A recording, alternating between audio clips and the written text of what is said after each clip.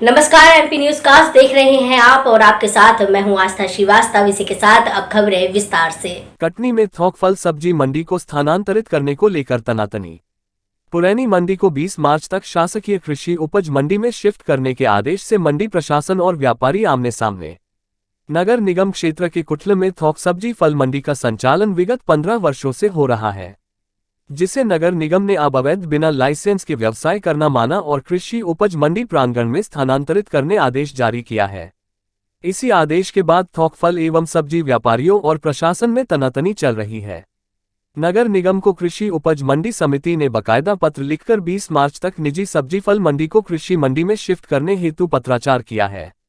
कृषि उपज मंडी समिति की टीम द्वारा मौके पर पुरानी मंडी पहुंचकर निरीक्षण किया गया। वहीं आदर्श सब्जी फल मंडी पुरैनी के अध्यक्ष गोविंद प्रसाद कछवाहा ने बताया कि शासन की योजना और नियमानुसार हम समस्त सब्जी फल मंडी विक्रेताओं आढ़तिया को कर से छूट है। मध्य प्रदेश कृषि उपज मंडी अधिनियम 1972 की धारा 6 में 27 जनवरी 2012 के अंतर्गत करों में शहर के बाहर विक्रय करने पर कर मुक्त रखा गया है। इसलिए हम मंडी शुल्क नहीं देंगे और शासन यदि कर छूट से बाहर करेगी तो फिर हम कर देने बाध्य होंगे। सब्जी फल मंडी थोक विक्रेताओं में हाहाकार मचा हुआ है। पूरे कार्यशैली पर नगर निगम और कृषि उपज मंडी के क्रियाकलापों पर सवाल खड़ा होता है। सवाल उठ रहे हैं कि यदि यह मंडी अवैध है तो फिर इतने बरसों से इसका संचालन कैसे हो रहा था। राजस्व विभाग और मंडी और नगर निगम तीनों विभाग मिलकर के इसे प्रयास कर रहे हैं 20 तारीख को शिफ्ट करने का। ये बताइए, इतने सालों से ये मंडी अवैध चल रही थी, प्रशासन की अब नजर पड़ी, इसके पीछे वजह क्या हो सकती है? अब इसके विषय में मैं नहीं कर सकता, अभी कुछ मेरी जानकारी नहीं है क्यों ये इस तरह का हुआ है। अभी तक कितने 2012 में अध्यादेश आया था, उसके ये थोड़ा जरूर बात आई थी कि 2012 में बाहर क्रय विक्रय की छूट दिया गया था। तो इस संबंध में थोड़ा सा वहाँ से पहले 2009 में बता रहे हैं कि वो मंडी में चल रही थी। निगम प्रशासन को इससे राजस्व कब नुकसान हो रहा था?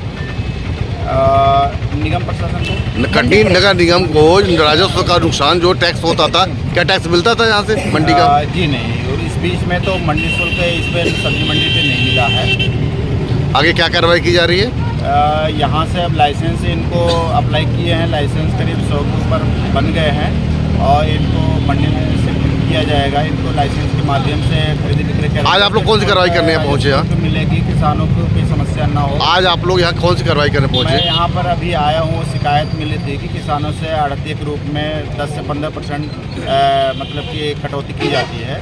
उसके संबंध में मैं अपनी टीम के साथ में आया था जानकारी लेने के लिए कि क्या ये बात सही है। किसानों से जानकर पूछा जाना, इसमें जानकारी लिया, उनके द्वारा जो बताया गया वो प्रतिवेदन में हम कार्यालय में। क्या नाम है आपका? मैं राकेश कुमार पटका, मंडी है, उसमें आपको कहीं भी ऐसा नहीं दिया गया कि आपको छूट है। जबकि हम 10, 11, 12 साल जब से व्यवसाय कर रहे हैं यहाँ से, तो हमको आज तक कोई मंडी शुल्क का कोई नोटिस नहीं आया है, ना ही हमने आज तक टैक्स दिया है, क्योंकि हमको शासन द्वारा छूट हुई थी।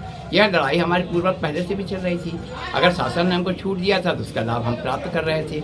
यदि शासन चाहती कि नहीं अब संशोधन हो गया, अब नहीं मिलेगा अब आपको छूट, तो हम उसके प्रति हम टैक्स देने के लिए तैयार भी हैं। हम यहाँ पर थोक का व्यापार ट्रेडिंग का करते हैं, माल लाते हैं, टैक्स पेड माल आता है तो हम ट्रेडिंग तो कर सकते हैं ना भाई, ट्रेडिंग के लिए मना कहाँ है।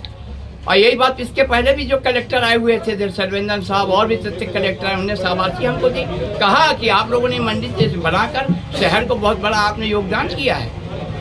प्रशंसा पत्र हम लोग को जारी किया, उन्होंने कहा था प्रशासन अगर कृषि मंडी में आप लोग शिफ्ट कराने की बात कह रही है तो क्या वहाँ जाना तैयार है आप लोग? जी नहीं, क्यों जाएंगे भाई, इतना बड़ा मार्केट छोड़ के हम कृषि मंडी में क्या है, साइड में जाके माल बेचेंगे? हमारी क्या व्यवस्था है? अब हमने 6 महीने जाके कृषि मंडी में देखा है, जब ये लागू नहीं हुआ था 6 महीने हम लोग को कृषि मंडी भेजा गया था। हम लोगों ने देखा है करोड़ों का हमारा माल सड़ गया, जिसकी एक एक फोटोग्राफी हुई है। अगर आप पुराना रिकॉर्ड निकाल के देखेंगे तो करोड़ों रुपए का हमारा नुकसान हुआ, हम लोग बेघर हो गए, हमारा रोजगार ठप हो गया। ये अभी फिलहाल जो नया मामला सामने उछला है, इसके पीछे की वजह क्या थी? अचानक आप लोग यहाँ स्थापित किए जाने की बात? ये तो हम भी नहीं जानते कि क्या हुआ अचानक, क्योंकि देखिए इसमें कुछ विरोधी तत्व लगे हुए हैं जो व्यापारी नहीं है। मैं डंके की चोट में कहता हूँ वो व्यापारी नहीं है, जो अपने आप को एक इन पे 3 संस्था है, महाकाल और एक और सी भैया साईं सब्जी विक्रेता व्यापारी संघ, और एक कौन है कल्याणकारी समिति। ये है कौन बताइए? कटनी शहर में इनका कोई वर्ग दिखा आपने कि कहीं पे भी इनकी है योजना? या अच्छा चलिए हम मान लेते 10-11 साल से ये लोग व्यापारी कहाँ पे व्यापार कर रहे हैं? 100 आदमियों की ये लोग लाइसेंस प्राप्त करवा रहे हैं। ये लोग बताइए तो इनकी दुकान कहाँ है? तो यहाँ आपके संग जो व्यापारी किसान व्यापार कर रहे हैं, क्या सबके पास लाइसेंस है?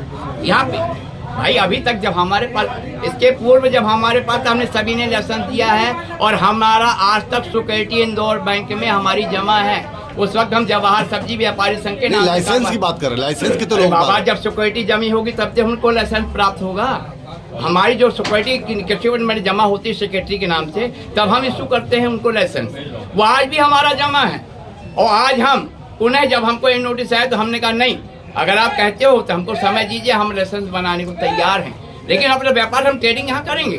बिल लाइसेंस की बात है, टैक्स हम देंगे हम, अगर हो जाता है तो। हमने 2 लाख रुपया फिक्स किया है अपना बैंक ऑफ बड़ौदा में, और चूंकि अब उसमें पैन कार्ड की समस्या आ गई, क्योंकि पैन कार्ड के बिना ये नहीं बना रहे हैं, तो पैन कार्ड एफडी बना रहा हमारा 2005-6 से संस्था आदर्श